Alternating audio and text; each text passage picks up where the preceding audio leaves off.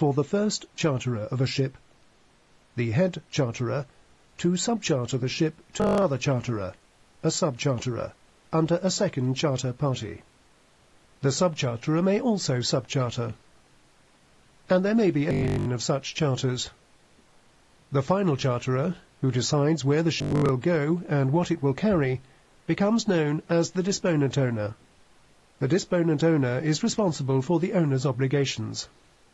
The head charterer remains responsible to the owner for the performance of the head charter. The master needs to be aware of the identity of each charterer and subcharterer, and the terms within their charter parties. In particular, he needs to be alert to conflicting instructions from each charterer. The master also needs to be aware of the separate reporting and consultation requirements of each charterer. The Hague-Visby Rules are a set of international rules for the carriage of goods by sea.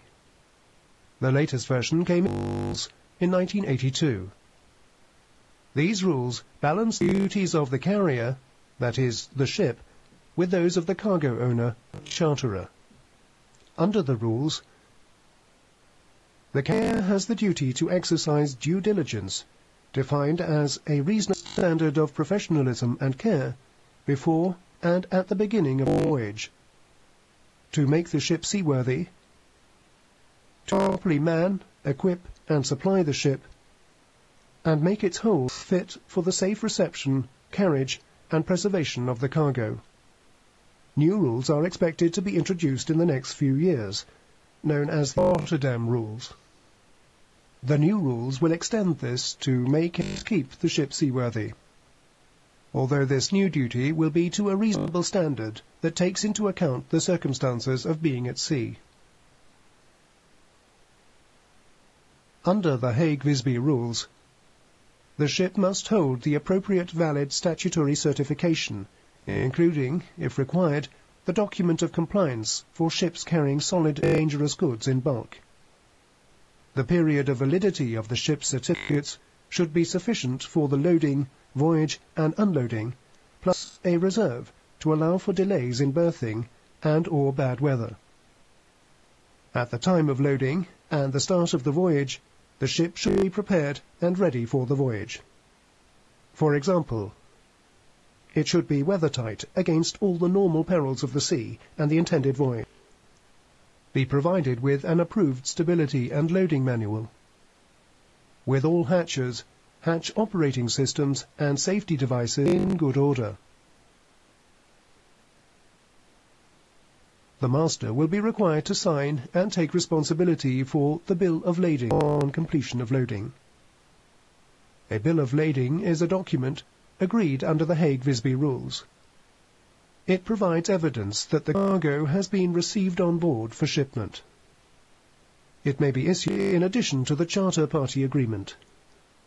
The shipper will produce a bill of lading as a receipt for the cargo received on board. It is a document of title showing ownership of the cargo. It also gives instructions as to where and to whom delivery is to be made. When a master signs the bill or bills of lading or assigns that right to a third party, they do so not on behalf of the charterers or shippers, but on behalf of the ship owner.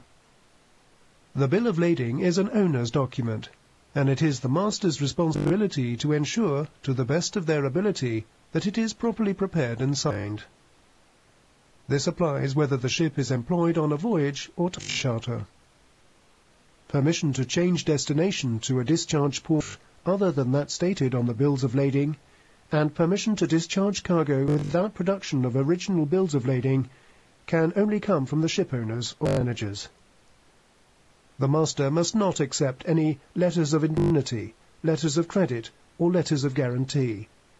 These can only be accepted by the ship owners or managers. The master must request their advice in such cases.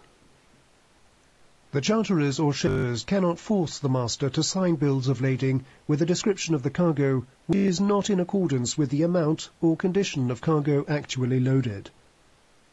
Masters must not sign inaccurate bills of lading, even if they have written correcting notes on them.